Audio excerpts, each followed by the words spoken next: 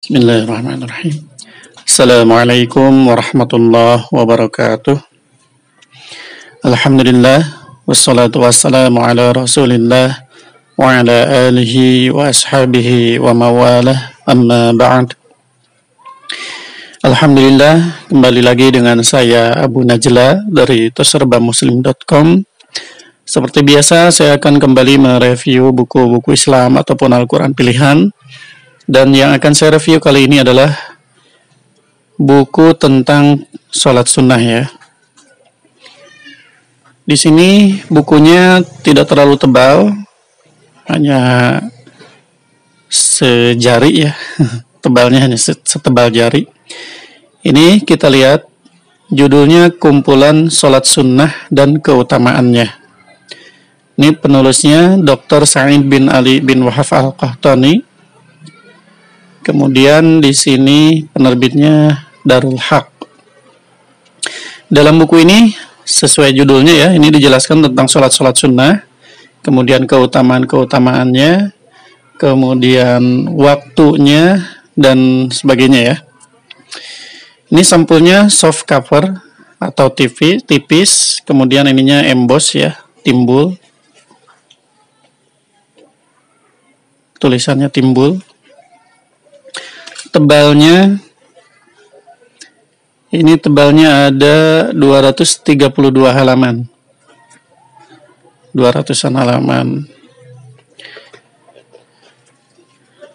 Ini saya rasa sangat perlu ya, karena banyak sekali teman-teman yang bertanya tentang sholat sunnah, baik itu waktunya ataupun yang afdolnya, terus keutamaannya dan lain sebagainya. Jadi untuk lebih jelasnya, teman-teman bisa membeli buku ini. Insya Allah di dalamnya sudah banyak penjelasan-penjelasannya. Langsung kita lihat saja seperti apa daftar isinya.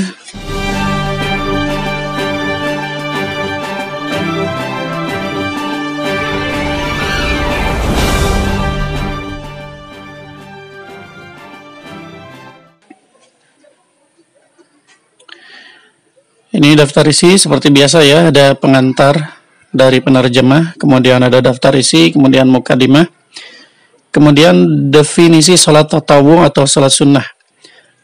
Pengertiannya dulu ya, ini ada pengertiannya, kemudian keutamaan dari tatawu, sholat sunnah, dibolehkannya sholat sunnah dalam keadaan duduk, boleh ya, jadi sholat sunnah misalnya tahajud, kita sambil duduk boleh, kecuali kalau sholat fardu ini harus berdiri ya, kecuali kaki kita sakit atau kena musibah misalnya ya, kecelakaan, boleh sambil duduk gitu ya. Tapi kalau normal, kalau sehat, ini kalau sholat fardu harus berdiri. Tapi kalau sholat sunnah ini walaupun sehat boleh duduk ya. Kemudian dibolehkan sholat tatawu sambil berkendaraan pada perjalanan jauh maupun dekat. Sholatnya di kendaraan gitu ya. Kemudian lokasi sholat sunnah yang terbaik di mana? Apakah di masjid, apakah di rumah, atau di mana? Kemudian ibadah sunnah yang paling disukai Allah. Kemudian dibolehkannya sholat sunnah sesekali secara berjamaah.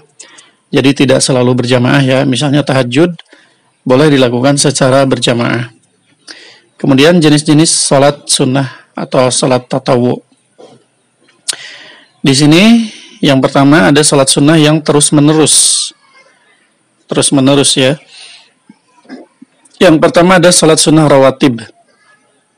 Sholat sunnah rawatib yang mengikuti sholat fardu ya, atau sering dikenal juga dengan sholat qabliyah ba'diyah ya. Sholat sunnah rawatib yang muakkad bersama sholat wajib, ini yang ditekankan ya.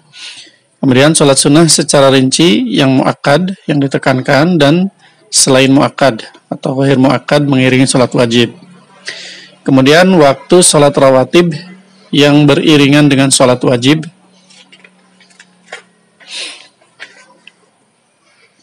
Kemudian mengqada sholat rawatib, apakah harus mengqada ya, atau enggak harus.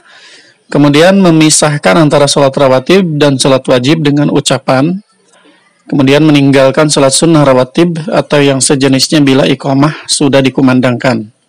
Kalau kita terlambat datang ke masjid ya. Kemudian meninggalkan sholat sunnah rawatib dalam bepergian kecuali sunnah subuh dan witir. Sunnah fajar ya, sebelum subuh. Kemudian yang keduanya ada sholat witir. Hukum sholat witir, keutamaan witir, waktu sholat witir, bentuk-bentuk witir dan jumlah rakaatnya, bacaan pada waktu witir, kemudian doa kunut dalam witir, kemudian letak pelaksanaan doa kunut sebelum atau sesudah ruku. Ini karena ada khilaf ya, ada yang sebelum ruku, ada yang setelah ruku, atau yang ketika berdiri i'tidal itu ya. Kemudian mengangkat tangan ketika berdoa kunut dan makmum mengucapkan amin. Kemudian jadikanlah witir sebagai akhir sholat kalian di malam hari. Doa sesudah salam pada sholat witir. Tidak ada dua witir dalam satu malam dan tidak ada witir yang dibatalkan. Kemudian membangunkan istri untuk sholat witir adalah disyariatkan. Kemudian mengqadha sholat witir bagi yang tidak sempat melakukannya. Kemudian doa kunut nazilah dalam sholat wajib. Ini dijelaskan juga ya. Kemudian yang ketiga di sini ada sholat sunnah duha. Di sini hukum sholat duha, kemudian keutamaan sholat duha, waktu sholat duha, kemudian jumlah rakaatnya. Kemudian yang kedua, tadi kan yang dilakukan terus-menerus itu ya. Kalau yang kedua ini sholat sunnah yang dianjurkan secara berjamaah. Jadi lebih baik dilakukan secara berjamaah. Yang pertama di sini ada sholat tarawih. Ini sudah umum ya. Di sini ada pengertian sholat tarawih, kemudian hukum sholat tarawih, keutamaan sholat tarawih, disyariatkannya sholat tarawih dan sholat malam bulan Ramadan berjamaah mengikuti imam hingga usai sholat. Kemudian bersungguh-sungguh melakukan sholat malam di 10 hari terakhir pada bulan Ramadan. Kemudian waktu tarawih setelah sholat isya dan sholat rawatibnya. Jumlah rakaat sholat tarawih tidak memiliki batasan yang tidak boleh dilakukan selainnya. Kemudian yang ketiga, sholat sunnah mutlak yang disyariatkan untuk dikerjakan pada waktu malam seluruhnya atau pada waktu siang. Yang pertama di sini ada tahajud di waktu malam. Sini ada pengertian tahajud, hukum sholat tahajud adalah sunnah muakkad. Kemudian keutamaan sholat malam amatlah besar. Kemudian waktu terbaik melaksanakan sholat malam adalah sepertiga malam terakhir. Kemudian jumlah rakaat sholat malam, ada badab sholat malam, berbagai hal yang dapat menolong melaksanakan qiyamul lail. Ini usaha kita untuk supaya kita terbangun gitu ya untuk melaksanakan qiyamul lail atau tahajud. Kemudian yang kedua ada sholat sunnah mutlak siang dan malam hari. Kemudian yang keempat di sini ada sholat yang berkaitan dengan sebab-sebab tertentu. Contohnya ini ada sholat tahiyatul masjid ketika kita masuk ke suatu masjid ya. Kemudian ada sholat sesampai di tempat dari safar atau perjalanan jauh yang dilakukan di masjid. Kemudian sholat sesudah wudhu. Kemudian sholat istikharah. Ada sholat taubat. Kemudian di sini ada sujud tilawah Al-Quranul Karim. Kemudian keutamaan sujud tilawah. Menurut pendapat yang benar, sujud tilawah itu sunnah muakkad bagi pembaca dan pendengar. Sujud orang yang mendengar bacaan Al-Quran apabila orang yang membaca bersujud. Jumlah dan letak ayat sajdah, sujud tilawah dalam sholat yang dikeraskan bacaannya, kemudian bentuk sujud tilawah, dan yang terakhirnya doa sujud tilawah. Kemudian di sini juga dijelaskan tentang sujud syukur, disunnahkan ketika mendapatkan kenikmatan baru atau selamat dari bencana. Dan yang terakhir di sini, waktu-waktu dilarang sholat sunnah. Yang pertama, waktu dilarang sholat sunnah mutlak. Kemudian, sholat-sholat yang berkaitan dengan sebab-sebab tertentu namun di waktu terlarang.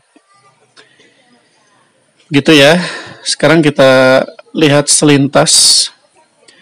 Nah ini ada dalil-dalilnya. Hampir di setiap halaman ada dalilnya ya. Bisa teman-teman lihat sendiri.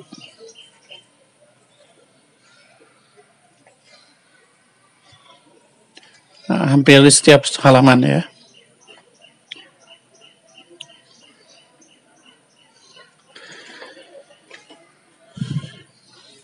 Ya, mungkin itu saja ya teman-teman. Sekali lagi ini buku cukup lengkap ya, karena di sini dijelaskan tentang berbagai macam sholat sunnah, baik keutamaannya, waktunya, dan lain-lainnya. Jadi bagi teman-teman yang ingin mengetahui lebih lanjut tentang sholat-sholat sunnah dan keutamaannya, silakan teman-teman miliki buku ini. Untuk memilikinya bisa melalui kami ya di Toserba Muslim. Seperti biasa teman-teman silakan order melalui WhatsApp di 087 870 173 490. Terima kasih. Assalamualaikum warahmatullahi wabarakatuh. Terima kasih. Anda sudah mendengarkan review buku Islam dari toserbamuslim.com.